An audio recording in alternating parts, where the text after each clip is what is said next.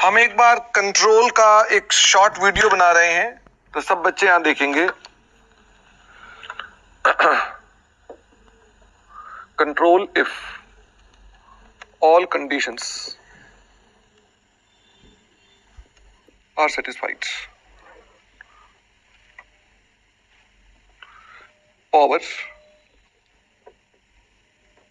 over investee,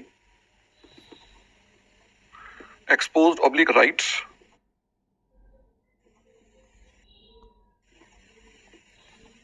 to variable returns due to involvement with investee, ability to use power over investee। 3 condition है। ये chart आपको भी बनाना है नमन। हमने कहा पावर ओवर इन्वेस्टी के लिए हमें क्या करना चाहिए। हमको सबसे पहले स्टेप नंबर 1 पे डिजाइन एंड स्ट्रक्चर को आइडेंटिफाई करना चाहिए। ये एक प्रोसीजरल स्टेप है, इसमें कुछ दिक्कत की बात नहीं होती है। स्टेप नंबर 2 पर हमको आइडेंटिफाई करना चाहिए जो हमारी रेलेवेंट एक्टिविटीज है। रेलेवेंट एक्टिविटीज कौन सी होती हैं? ये होती हैं operating and financial policies of entity that most significantly affect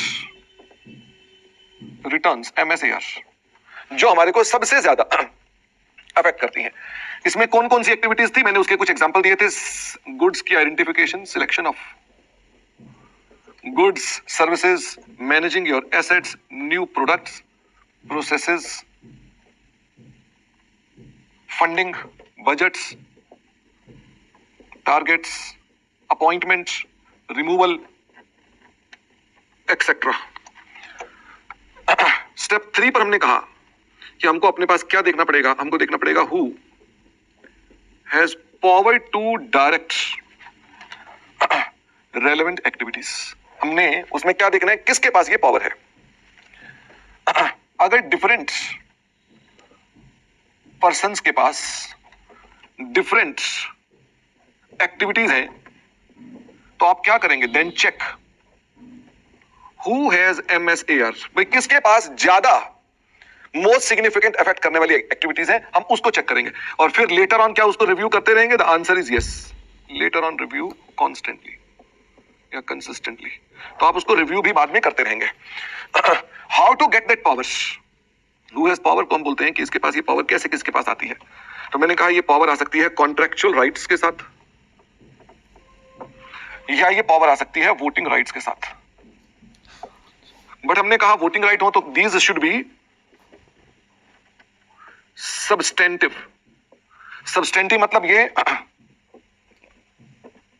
no barriers like penalty, losses, government regulation, bad terms या एग्रीमेंट विद अदर्स। आपको पहले दूसरे से पूछना पड़ता है, तो इसका मतलब यह कि हमको ये सब्सटेंटिव होने चाहिए। If substantive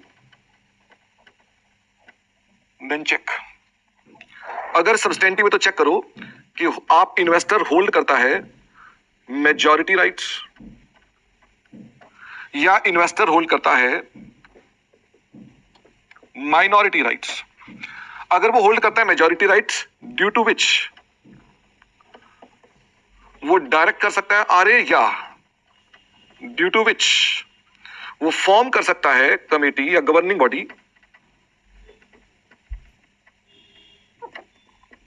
to direct RA, तो हम क्या बोलेंगे, investor has power over investee.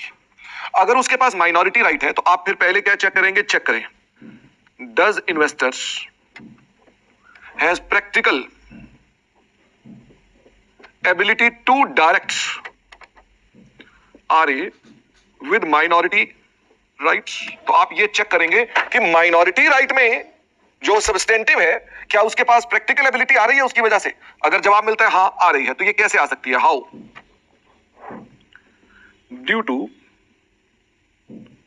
Potential rights, उसके कुछ फ्यूचर के राइट्स हैं जिससे उसके पास आ रही है, या ड्यू टू एडवांटेज ऑफ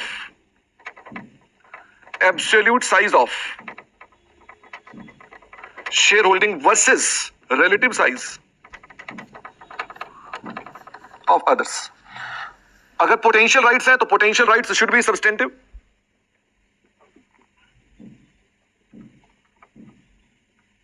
यानी पड़ता खाते हैं। और अगर एडवांटेज वाली बात कर रहे हैं तो हम बोलते हैं कि ये कैसे होती है, हाउ। तो हमने कहा वाइड स्प्रेड शेयर होल्डिंग हो,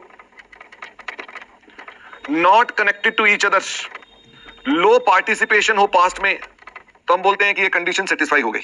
तो इन सिचुएशंस को हम ऐसा बोलते हैं। कॉन्ट्रेक्चुअल राइट्स के अंदर हमने क्या बोला था कि आपको चेक करना पड़ेगा एविडेंस, चेक करना पड़ेगा practical ability to direct RA, और फिर से these should be substantive. Substantive तो ये भी होने चाहिए, that is without barriers. Barriers already वहां पर लिख दिए हैं तो दोबारा से मैं नहीं लिख रहा। मैंने इसके अंदर आपसे क्या कहा, इग्नोर, मार्कर ठीक नहीं है, protective rights to protect loan brands etcetera, उनको आप इग्नोर कर दें, वो कॉन्ट्रेक्चुअल राइट हमारे किसी काम के नहीं है। Power over investing current ability होनी चाहिए। तो करंट एबिलिटी में हमने दो बातें बताई थी, यानी कि instant power can be exercised, हम पावर को इंस्टेंटली एक्सरसाइज कर सकते हैं। इग्नोर, एक minute, thank you, ignore notice period, notice period को इग्नोर कर देते हैं। फिर हमने कहा इफ वी आर फ्यूचर्स या if we are investors having future POI and current investors having POI is in cooling periods, then we assume future investor has current ability। क्या हमने इतनी सब बातें बताई थी आपके साथ? फिर हम आए थे कि हमारे पास हम एक्सपोज टू रिटर्न्स होनी चाहिए, शुड बी सब्सटेंशियल रिस्क। फिर जब रिस्क की बात आई थी तो हमने क्या कहा था, रिस्क तीन तरह के हो सकते हैं, कैपिटल रिस्क जो इक्विटी का भी हो सकता है और डेट का भी हो सकता है। जनरली कितना देखते हैं हम लोग इसको, 20% और मोर। फिर हमने कहा था इनकम रिस्क, एक होता है मार्केट बेस्ड फीस, एक होता है रेजिडुअल रिटर्न। तो मार्केट बेस्ड को हमने बोला था वीक इंडिकेटर ऑफ रिस्क, इसे बोला था हमने स्ट्रॉन्ग इंडिकेटर्स ऑफ रिस्क। और फिर हमने आपसे कहा था लिक्विडिटी रिस्क, यानी आपको पैसा इन्फ्यूज करना पड़ सकता है, मनी इन्फ्यूजन में पैसा लगाना पड़ सकता है या डिले हो सकती है, तो यह भी स्ट्रॉन्ग इंडिकेटर था।